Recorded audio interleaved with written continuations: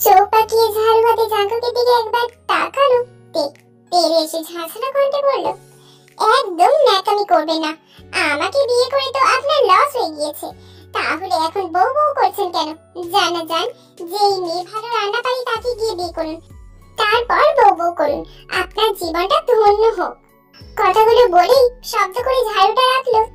ধূপধাপ পা ফেলে ওয়াশরুমে চলে গেল।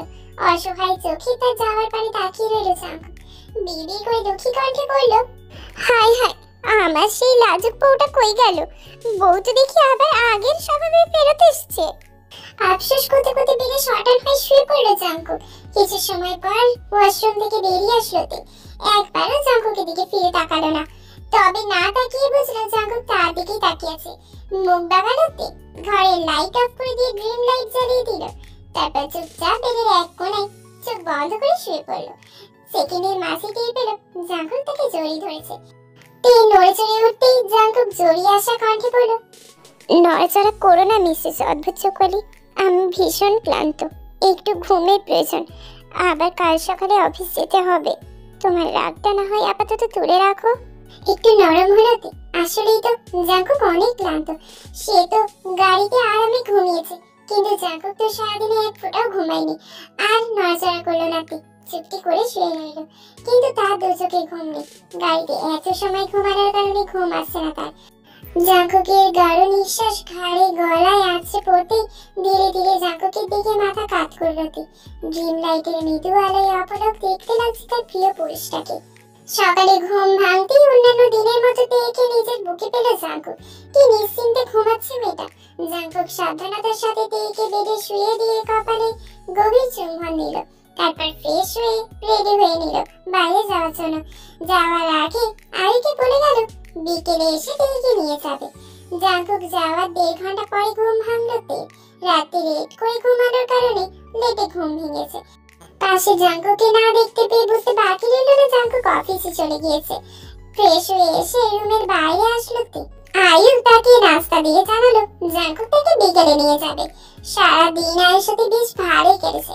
ফাঁকে ফাঁকে তার মায়ের রুমে উঁকি দিতে ভোলেনি সে। তবে সে ভেতরে যায়নি। জাঙ্কুক তাকে নিতে আসবে আর কিছুক্ষণ পরেই হয়তো, তাই নিজের বইপত্র গোছাতে লাগলো। আই তাকে সাহায্য করছে কম, ফ্যাস ফ্যাস করে কাজ বেশি। বই খাতা প্যাক করতে করতে কোমরে হাত দিয়ে আয়ের দিকে তাকালো। চোখ ছোট ছোট করে বলল, এভাবে ফ্যাস ফ্যাস করে কারের সামনে কাঁদছিস কেন? আমি কি মরে গেছি নাকি? কথা শেষ হতে দেরি, কিন্তু আয়ুর টের গায়ের উপর ঝাঁপিয়ে পড়তে দেরি হলো না। এমন কথা কখনো বলবে না আপু মনি, তুমি এই বাড়ি থেকে চলে যাচ্ছ, তাতে এত কষ্ট হচ্ছে। আর তোমার যদি কিছু হয়ে যায় তাহলে আমি মরে যাব হয়তো। তোমাকে ছাড়া কিভাবে থাকবো আপু মনি? আমার না খুব কষ্ট হচ্ছে। রক্তের সম্পর্ক না হলেও এই মেয়েটা তাকে কতটা ভালোবাসে। আরে আরে পাগলি মেয়ে, আমি কি একেবারেই চলে যাচ্ছি নাকি? আবার আসবো তো, 2-3 দিন পরে আবার আসবো। এত সহজে তোদের পিছু ছাড়ছি না। ওদের কথার মাঝে বেল বাজতে আই চলে যায় তের কাছ থেকে। ভাইয়া এসে গেছে হয়তো, আমি কি দরজা খুলে আসি যাই। আই চলে যেতে ঘরে প্রবেশ করলেন মিসেস ইয়ঞ্জন। তেকে জড়িয়ে ধরল। তের নীরবে গড়িয়ে পড়ল কয়েক ফোঁটা অশ্রু। জড়িয়ে আসা কণ্ঠে মিসেস ইয়ঞ্জনকে বলেন, আসছি আম্মু, আর নিজের খেয়াল রেখো। তোমার মেয়ের জন্য দোয়া করো। আমি আসবো মাঝে মাঝে তোমাদের সাথে দেখা করতে। কথা শেষ হতেই মিসেস ইয়ঞ্জনকে ছেড়ে দিল। দ্রুত পায়ে রুম থেকে বেরিয়ে আসলো। আর কিছুক্ষণ থাকলে হয়তো কান্নায় ভেঙে পড়তো সে। নিজের রুম থেকে বেরিয়ে প্রয়োজনীয় জিনিসপত্র আয়ুকে দিয়ে আনিয়ে বিদায় জানিয়ে জাঙ্কুকের সাথে বেরিয়ে পড়ল। দেখতে দেখতে কেটে গেল তের বিয়ের 1 সপ্তাহ। জাঙ্কুকের সাথে বেশ ভালো আছে। জাঙ্কুক তার অনেক যত্ন নেই, তবে এই লোকটা এখন পুরো দমে কাজে ব্যস্ত হয়ে পড়েছে। সারাদিন বাড়িতে থাকে না, রাতে ফিরে টুকটাক কাজ করে। এ নিয়ে তের অবশ্য কোনো অভিযোগ নেই। লোকটা সুযোগ পেলে তাকে ফোন করে, খোঁজ খবর নেই। রাতেও ঘন্টাখানেক সময় দেয়, এই বা কম কি? তের মতে কেউ যদি হাজারো ব্যস্ততার মাঝে আপনার জন্য 2 থেকে 3 মিনিট সময় বের করে, তাহলে সে অবশ্যই আপনাকে ভালোবাসে, আপনার কথা চিন্তা করে, আপনার কথা সারাক্ষণ মাথায় থাকে তার। তাই তো সুযোগ পেলেই আপনার খোঁজ খবর নেই। আর এমনিতেও জাঙ্কুকের কাছে তার মূল্য কতটুকু এটা তে ভালোভাবেই জানে। ছাদে বসে আছে তে, আজ তার মনটা ভীষণ খারাপ। বাবার কথা বড্ড মনে পড়ছে। জাঙ্কুক রুমে ল্যাপটপে কিছু একটা কাজ করছে, তাই তো তার ঘুম আসছে না বলে ছাদে চলে এসছে। দোলনায় বসে আকাশের দিকে তাকালো। তবে আজ আকাশটা অন্ধকার, চন্দ্র তারা মেঘের আড়ালে লুকিয়ে আছে। মাঝে মাঝে গরম গরম শব্দও হচ্ছে। বৃষ্টির পূর্বে শীতল হাওয়া এসে শরীরে বাড়ি খাচ্ছে। হালকা শীত শীত লাগছে তে, যে কোনো সময় বৃষ্টি নামবে হয়তো, কিন্তু মোটেও নড়াচড়া করতে ইচ্ছে করলো না তার। এই পরিবেশটাই তার ভালো লাগছে। চোখ বন্ধ করতেই বাবার সাথে কাটানো শৈশবের স্মৃতিগুলো মনে পড়তে লাগলো তে। কতই না সুন্দর ছিল সেই দিনগুলো। তারপর কত কিছু হয়ে গেল তার জীবনে। কেউ তের গায়ে চাদর মুড়ে দেওয়ায় তে চোখ খুলে তাকালো। তাকে দেখলো জাঙ্কুক তার পাশে কিছুটা দূরত্ব বজায় রেখে বসেছে। সেই দূরত্বটা ভালো লাগলো না তে। মুহূর্তেই জাঙ্কুকের কাছে এসে চেপে বসলো, ঘুচিয়ে দিল দূরত্ব। নির্দ্বিধায় জাঙ্কুকের কাঁধে মাথা রেখে চোখ বুঝলো। হাসলো জাঙ্কুক। মন খারাপ? আব্বু যেন ভীষণ মন খারাপ করছে। খুব মনে পড়ছে আব্বুর কথা। এতটুকু বলেই থেমে গেল তে। জাঙ্কুক টু শব্দ করলো না। কিছু সময় নীরবতা পালনের পর দিয়ে আবার পুনরায় বলে উঠল, জানেন, অনেক সুখী পরিবার ছিল আমাদের। সুখ আর সুখ, অর্থ, ভালোবাসা, কোনো কিছুর অভাব ছিল না আমাদের। আব্বু, আমি আর আমার আম্মু, আমাদের তিনজনের সুখী পরিবার। বাবা মায়ের একমাত্র সন্তান আমি। আব্বুর প্রিন্সেস ছিলাম। আমার নামটাও নাকি আব্বু রেখেছে। আব্বু আমাকে কতটা ভালোবাসতো তা বলে প্রকাশ করার নাই। মার তো দূরের কথা, কোনোদিন উঁচু আওয়াজে কথা পর্যন্ত বলেনি আমার সাথে। যদি কষ্ট পায় আম্মু মাঝে মাঝে বকতো, তখন আব্বু আমাকে বাঁচাতো। আব্বু আসলে কেঁদে কেঁদে আম্মুর নামে বিচার দিতাম। তখন আমাকে অনেক খুশি করার জন্য মিছে মিছে আম্মুকে বকা দিত আব্বু। কোনো কিছু চাওয়ার আগেই হাজির করে দিত, কোনো কিছুর কমতি রাখতো না। আমার সকল আবদার পূর্ণ করতো। বাবা মায়ের এতটা আদরের হওয়ায় হয়তো অনেকটা বাঁধো তৈরি হয়েছিলাম। সারাদিন খেলাধুলো দুষ্টুমি করতাম, পড়াশোনা তেমন একটা করতাম না। তবে রেজাল্ট যে খারাপ ছিল এমন না, মোটামুটি ভালোই ছিল। এইভাবে স্বপ্নের মতো সুন্দর দিনটা কাটছিল আমাদের। কিছুক্ষণ থামলো তে, চোখ ছলছল করছে তে। জাঙ্কুকের মুখের পানে গভীর দৃষ্টিতে তাকিয়ে রইল। আজ যেন তে নিজের ভেতরে জমে রাখা প্রতিটা কথা জাঙ্কুকে জানিয়ে দিতে চাচ্ছে। বাবা পেশায় মোটামুটি নামকরা সাংবাদিক ছিলেন। দাদা বাড়িতে একটু ভালোই সম্পত্তি পেয়েছিলেন। সেই সম্পত্তি বেচে আমাদের বাড়িটা তৈরি করেছিলেন, আর বাকিটা ভবিষ্যতের জন্য রেখে দিয়েছিলেন। সেই বাড়িতেই সুখের দিন কাটছিল আমাদের। তবে বেশি সুখ বুঝি কপালে সয় না।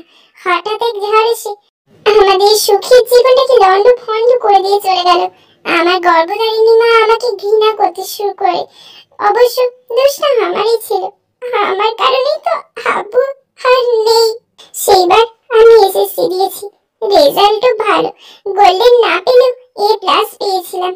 তাতেই আব্বু সে কি খুশি। আমাকে দাদির দেওয়া লকেটটা উপহার দেয়। আব্বুর ইচ্ছে ছিল বেস্ট কলেজে পড়াবে আমাকে, কিন্তু কলেজটা আমাদের বাড়ি থেকে বেশ দূরে ছিল। তখনও আমি আমার আব্বু আম্মুর হাত ধরে সব জায়গায় যেতাম। তারা আমাকে একা ছাড়তো না।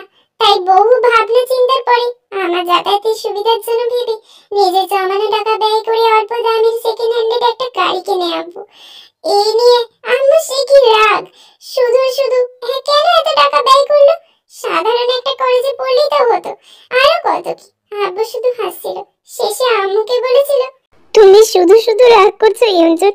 আমি বেঁচে আছি তো, আমি বেঁচে থাকতে তোমাদের কোনো কষ্ট করতে দেব না। তোমরা ছাড়া আমার আর কি আছে বলো। আর আমার মামুনি বেস্ট কলেজেই পড়বে। ও যখন ভালো পজিশনে যাবে তখন এমন কত টাকা আসবে। সেদিন আব্বুর কথাগুলো শুনে মনে মনে ঠিক করে নিয়েছিলাম, এবার থেকে অনেক ভালো করে পড়াশোনা করব। আমাকে অনেক বড় পজিশনে যেতে হবে। আব্বু আমার খেয়াল রাখতে হবে, তাদের যে আমি ছাড়া কেউ নেই। পরের দিন ছুটিতে আব্বু বাসায় ছিল, কিন্তু সকালে খেয়াল করেছিলাম আম্মু কিছু একটা নিয়ে চিন্তিত, কেমন যেন অন্যমনস্ক হয়ে আছে। আম্মুকে জিজ্ঞেস করে আম্মু কিছু বলো না। নাস্তা করার পর আব্বু গাড়ি দেখানোর জন্য বাইরে নিয়ে গেল আমায়। কথায় কথায় জানতে পারলাম আব্বু ড্রাইভিং জানে। গাড়ি দেখে আর আব্বু ড্রাইভিং জানে শুনে আব্বুর কাছে বায়না ধরলাম আমাকে যেন আশেপাশে এলাকা ঘুরিয়ে নিয়ে আসে। আবু প্রিন্সেসের আবদার কি করে অপূর্ণ রাখবে? আবু এক কথায় রাজি হয়ে গেল, কিন্তু আম্মুকে আমার ইচ্ছের কথা জানানোর পর সে কেমন একটা অস্বাভাবিক আচরণ করতে থাকে। ভয়ার্ত কণ্ঠে বলে, আজ যেন আমরা বাইরে না যাই। তার মনে হচ্ছে আজ ভয়ানক বিপদ আসতে চলেছে। কেন এমন অস্থির অস্থির লাগছে তাকে? সে নাকি রাতে কোন একটা ভয়ঙ্কর স্বপ্ন দেখেছে। আসলে এই পৃথিবীতে কিছু সংখ্যক মানুষ রয়েছে যারা বিপদ আসার পূর্বেই কোনো না কোনো ভাবে বিপদ আসার ইঙ্গিত পেয়ে যায়। কেউ বুঝতে পারে, আবার কেউ দুঃস্বপ্ন ভেবে এমনিতেই ভয় হচ্ছে এইসব ভেবে উড়িয়ে দেয়। আমরাও সেদিন আম্মুর কথা গায়ে মাখিনি। আম্মু দুঃস্বপ্ন দেখার কারণে ভয় পাচ্ছে ভেবেছিলাম, আর আম্মুর কথা না শোনাতেই আমাদের কাল হয়ে দাঁড়ালো। আব্বু আর আমি বেরিয়ে পড়ি গাড়ি নিয়ে ঘুরতে। আম্মু অনেকবার নিষেধ করেছিল, কিন্তু আমি মন খারাপ করবো তাই ভেবে আব্বু আর আম্মুকে এইটা ওটা দিয়ে বুঝিয়ে আমাকে নিয়ে যায়। আস্তে ধীরে গাড়ি চালাচ্ছিল আব্বু, আমিও জানলা খুলে পরিবেশটা উপভোগ করছিলাম। কিন্তু কিছু দূরে যাওয়ার পর আব্বু খেয়াল করে এক বিশাল বড় ট্রাক সর্বোচ্চ স্পিডে পিছনে আসছে আমাদের গাড়ি বরাবর। আব্বু বুঝে যায় ভয়ঙ্কর কিছু একটা হতে চলেছে। সে গাড়ির স্পিড বাড়িয়ে দেয়, কিন্তু অদ্ভুতভাবে আব্বু গাড়ি যেদিকে সরিয়ে নিচ্ছিল, ট্রাকটাও সেদিকে আসছিল। মনে হচ্ছিল যেন ইচ্ছে করে আমাদের গাড়িকে ধাক্কা দিতে চাচ্ছে। আব্বু যে গাড়ি থামাবে তার উপায় নেই, কারণ গাড়ি থামালে মাত্র হয়তো ট্রাকটা গাড়িকে ধাক্কা মারবে। আব্বু বুঝে যায় বাঁচার কোনো উপায় নেই, ট্রাকটা যে কোনো মুহূর্তে আমাদের গাড়িকে ধাক্কা দেবে। আমি আতঙ্কিত দৃষ্টিতে আব্বুর দিকে তাকাই, দেখি আব্বুর চোখে জল টলমল করছে। আব্বু হুট করেই আমাকে বলে, মামুনি, নিজের আর তোমার আম্মুর খেয়াল রাখবে। তোমাকে অনেক স্ট্রং হতে হবে। তুমি নিজের স্বপ্ন পূরণ করবে। এইটুকু বলেই থেমে যায় আপু। চোখ থেকে কয়েক ফোঁটা জল গড়িয়ে পড়ে। আমিও কাঁদছি আর আব্বুর কথা মানে বোঝার চেষ্টা করছি। ট্রাক আমাদের গাড়ির একেবারে কাছে চলে এসেছে, তখন আব্বু এগিয়ে এসে আমার সাইডের ডোর খুলে দেয়। আমি চমকে তাকাই সেদিকে। কি হতে যাচ্ছে তা কিছুটা আন্দাজ করে ফেলি। হাউমাউ করে কেঁদে ফেলি। এমনটা করো না আব্বু, আমি আমি তোমাকে ছেড়ে যাব না, প্লিজ এমনটা করো না। আব্বু অশ্রুসিক্ত চোখেই হাসে, এক হাতে ড্রাইভ করতে করতে আমাকে বলে, আব্বু তোমাকে ভীষণ ভালোবাসে মামুনি। ব্যাস এটাই ছিল শেষ কথা। মুহূর্তেই মাঝেই আমাদের গাড়িকে ধাক্কা দিয়ে দেয়, বাইরে ফেলে দেয় আব্বু আমায়। গাড়ি রাস্তার সাইডে নিয়ে আমাকে ধাক্কা দিয়েছিল আব্বু, যার ফলে অন্য গাড়ির নিচে যাওয়ার সম্ভাবনা ছিল না, কিন্তু চলন্ত গাড়ি থেকে ফেলার কারণে ভীষণ আঘাত পেয়েছিলাম আমি। রাস্তার সাইডে ইটে বাড়ি খেয়ে কপাল ফেটে গিয়ে গল গল করে রক্ত বের হচ্ছিল। জীবনে প্রথমবার এত আঘাত সহ্য করতে পারিনি। চোখ ঝাপসা হয়ে আসছিল, ঝাপসা চোখে তাকিয়েছিলাম আব্বুর গাড়ির দিকে। হাসাইছিলাম আব্বু গাড়ি থেকে লাফ দেবে, কিন্তু সেই সুযোগটা হয়তো আব্বু পায়নি। চোখের সামনে আব্বুর গাড়ি ধাক্কা দিয়ে উল্টিয়ে তারপর সব অন্ধকার হয়ে যায়। ঝিরি ঝিরি বৃষ্টি হচ্ছে, তার মাঝে জাঙ্কুকের বুকের মুখ গুজে আছে। দীর্ঘ সময় কাঁদার কারণে ক্ষণে ক্ষণে কেঁপে উঠছে সে। জাঙ্কুক গভীর দৃষ্টিতে সেই কম্পনরত তীর পানি নিবদ্ধ করে রেখেছে নিজের দৃষ্টি। ইতিমধ্যে তার টি শার্টের এক পাশ চোখের পানিতে ভিজে গিয়েছে, তবুও নড়চড় নেই তার। সে যাচ্ছে নিজের বুকের মাঝে জমানো কষ্টগুলো আজ তার সাথে ভাগ করুক, মন ভরে কাঁদুক। এতে যদি মেয়েটার কষ্ট একটু কমে। বেশ কিছুক্ষণ চোখে জল ফেলার পর শান্ত গলায় বলে, ছাড়ুন এমপি সাহেব, বৃষ্টি হচ্ছে, ভিজে গেলে ঠান্ডা লেগে যেতে পারে, আমাদের ভেতরে যাওয়া উচিত। জাঙ্কুক আবারও দেখে বুকের মাঝে পুড়ে নিল। এরপর কি হয়েছিল মিসেস অদ্ভুত চৌকালি? আমি সবটা জানতে চাই। যখন বিশ্বাস করে এতটুকু বলেছ, তখন বাকিটাও তোমার মুখ থেকেই শুনতে চাই। বলবে না আমায়? এরপর আর কি, আমাদের জীবনের সুখের অধ্যায়ের সমাপ্তি ঘটেছিল সেই দিনে। পরে পদে পদে বুঝতে পেরেছিলাম বাবা ছাড়া সন্তানের কতটা অসহায় থাকে। যখন আমার সেন্স ফিরে, তখন নিজেকে হসপিটালে পাই। পাশে চাচি আম্মু, অর্থাৎ আমার বড় চাচার স্ত্রী, হামাও করে কেঁদে যাচ্ছে। আব্বুর কাছে যেতে চেয়েছিলাম, আব্বুকে দেখার জন্য পাগলামি করছিলাম। তখন চাচি আম্মু আমাকে শক্ত করে জড়িয়ে ধরলেন। তিনি জানান অতিরিক্ত রক্তক্ষরণের কারণে আমি প্রায় 15 ঘন্টা অজ্ঞান ছিলাম। ততক্ষণে আমার বাবার জানাজা সম্পূর্ণ হয়ে গিয়েছে, তাকে কবরও দেওয়া হয়ে গিয়েছে। কষ্টে বুক ফেটে যাচ্ছিল তখন। শেষবারের মতো আব্বুকে না দেখতে পারার কষ্টটা, আর বুকে মাথায় রেখে ভালোবাসি বলতে না পারার কষ্টটা খুব বেশি হচ্ছিল। হুট করে আম্মুর কথা মনে পড়ে। অস্থির কণ্ঠে চাচি আম্মুকে আম্মুর কথা জিজ্ঞেস করতে চাচি আম্মু জানালো পাশের রুমে আছে, তার অবস্থাও ভালো না। আব্বুর মরদেহ দেখার পর থেকেই কেমন যেন পাগলের মতো আচরণ করছে। অসংখ্যবার জ্ঞান হারিয়েছে। তাকে হসপিটালে ভর্তি করা হয়েছে। কড়া ঘুমের ওষুধ দিয়ে ঘুম পাড়িয়ে রাখা হয়েছে। আম্মুর কথা শুনে ছটপট করে উঠলাম। আমাকে নিয়ে গেলেন পাশের রুমে। আমার সব সময় গোছালো পরিপাটি থাকা আম্মুর বেহাল অবস্থা দেখে বুক কেঁপে উঠলো আমার। এলোমেলো চুল, চোখের নিচে গাঢ় কালি, মলিন চেহারা, দুই হাতে মুখ চেপে ডুবরে ডুবরে কেঁদে উঠলাম আমি। পরম মমতাময়ী মায়ের বুকে জড়িয়ে নিয়েছিলেন চাচি আম্মু। আমায় মাথায় হাত বুলিয়ে বোঝালেন আমাকে শক্ত হতে হবে, আমার মায়ের জন্য হলেও আমায় শক্ত হতে হবে। আমার মায়ের যে এখন আমি ছাড়া আর কেউ নেই। আম্মুর কথা ভেবে নিজেকে কিছুটা শান্ত করি। আম্মুর জ্ঞান ফেরা অবধি ওখানে আম্মুর হাত ধরে বসেছিলাম। ঘন্টা দুয়েক পর আম্মুর জ্ঞান ফেরে, কিন্তু আমার হাতের মাঝে নিজের হাত থেকে এক ঝটকায় হাত সরিয়ে নেয় আম্মু। ক্রোধ আর ঘৃণার দৃষ্টি মিশ্রিত চোখ নিয়ে আমার দিকে তাকাই, চিৎকার করে বলে আমাকে তার সামনে থেকে সরে যেতে। আমি অবাক চোখে তাকিয়ে থাকি আম্মুর দিকে, নড়তেও যেন ভুলে গিয়েছিলাম। আমি যাচ্ছি না দেখে আম্মু চিৎকার চেঁচামেচি করতে থাকে। রুমে থাকা নার্স এমন অবস্থা দেখে আমাকে বলে নিজের রুমে চলে যেতে। আম্মুর ব্রেনে চাপ পড়বে, এমন কিছু করা যাবে না নাকি, এতে ক্ষতিকর কিছু হয়ে যেতে পারে। আম্মু তখন অস্বাভাবিক আচরণ করছে, বারবার চিৎকার করে বলছিল আমাকে সামনে থেকে সরে যেতে। ধীর পায়ে রুম থেকে বেরিয়েছিলাম আমি। খুব করে কাঁদতে চাইলাম, কিন্তু কেন জানি চোখের পানিও এলো না। তারপরে 2 দিন হসপিটালে থাকতে হলো। 2 দিন পর নিজেদের বাড়ি ফিরে আসলাম। আশ্চর্যের বিষয় কি জানেন, আব্বুর মৃত্যুর খবর শোনার পর আমাদের কোনো আত্মীয় আমার বাড়িতে আসেনি। হয়তো আমাদের দায়িত্ব নেওয়া লাগে এই ভয়ে। হাসি পাচ্ছিল তখন। আব্বু থাকতে তারা কত মিষ্টি ব্যবহারই না করতো, আর আব্বু যাওয়ার পর কেউ সান্ত্বনাটুকুও দিতে আসেনি। তবে এটা ভেবে শান্তি লেগেছিল যে সবাই ছেড়ে চলে গেল, আমার বড় আব্বু আর বড় চাচা আমাদের ছেড়ে যায়নি। কিন্তু উনি যে ভয়ঙ্কর পরিকল্পনা করছেন সেটা আর কে জানতো। তখনও বোঝা তো দূর, মাথাতেও আসেনি। দেখতে দেখতে আব্বু যাওয়ার 2 সপ্তাহ পর হলো। চাচি আম্মু ছায়ার মতো আমাদের সাথে সাথে থাকতেন। এর মাঝে যতবারই আম্মুর সামনে গেছে আম্মু দূর দূর করে তাড়িয়ে দিয়েছে। আম্মুর চোখে তার স্বামীর মৃত্যুর জন্য দোষী হয়ে গিয়েছিলাম। আব্বু চলে গেলে আমার দ্বিতীয় বাবা অর্থাৎ আমার বড় চাচার হাত আমার মাথার উপরে আছে সেই ভেবে ভরসা পাচ্ছিলাম। কিন্তু সেই বিশ্বাস ভরসা এক নিমেষে ভেঙে চুরমার হয়ে যাবে তা কি জানতো বলুন। আব্বু চলে যাওয়ার 3য় সপ্তাহ চলছে যখন হুট করে একদিন সন্ধ্যায় চাচা এসে রুক্ষ কণ্ঠে বলেন আম্মুকে নিয়ে বাড়ি ছেড়ে চলে যেতে। অবাক হলাম আমি, বিস্ময়ে চোখের পাতাও ফেলতে ভুলে গিয়েছিলাম। মনে হচ্ছিল যা শুনছি যা দেখছি সব ভুল।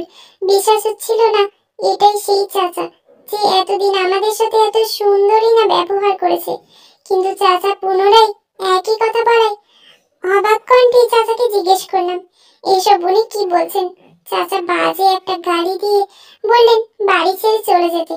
সেদিন কি হলো কি জানি, নিজের মাঝে একটা জেদ অনুভব করলাম।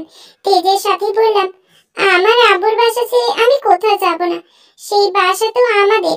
উনি যেন এই বাড়ি থেকে চলে যায়। আমার কথায় খিটখিট করে হেসে উঠলেন চাচা। কিছু পেপারস আমার সামনে ফেলে দিয়ে বলেন এই বাড়ি আর আব্বুর ব্যাংকে যা ব্যালেন্স আছে সবকিছুর মালিক এখন উনি। চমকে উঠলাম আমি।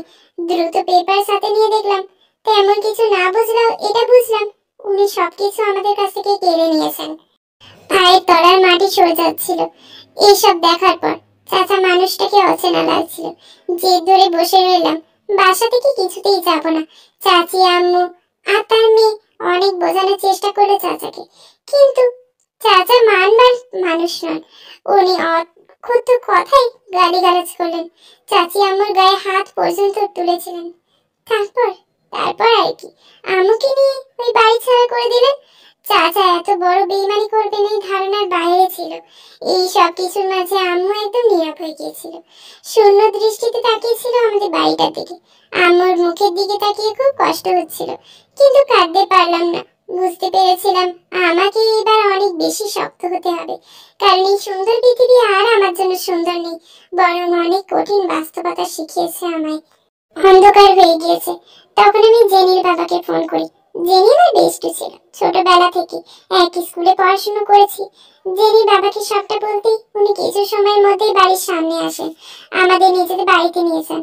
জেনি আর জেনির বাবা, এতে কোনো সমস্যা না থাকলেও জেনি আমার মুখ দেখে বুঝতে পেরেছিলাম ওনার আশাটা মোটেও পছন্দ হয়নি।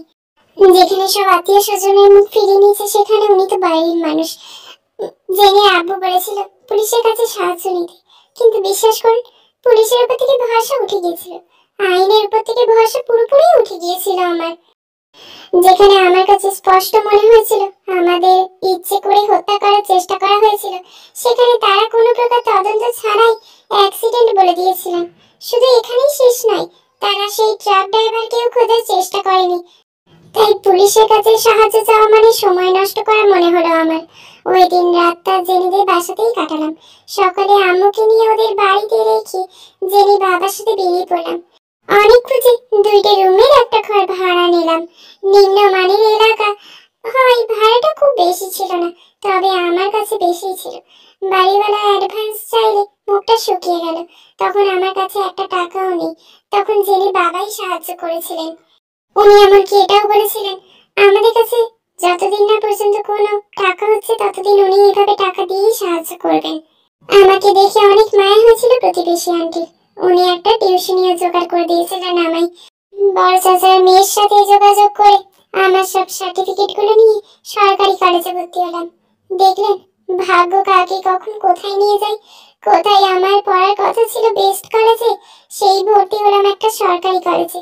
অবশ্যই এতে আমার রেজাল্টের কোনো ক্ষতি হয়নি, কারণ পড়াশোনা নিজের কাছে, আমি যেখানেই পড়ি না কেন। ভালো মতো পড়াশোনা করলে আমাকে ভালো ফলাফল করা থেকে কি ঠেকাবে বলুন।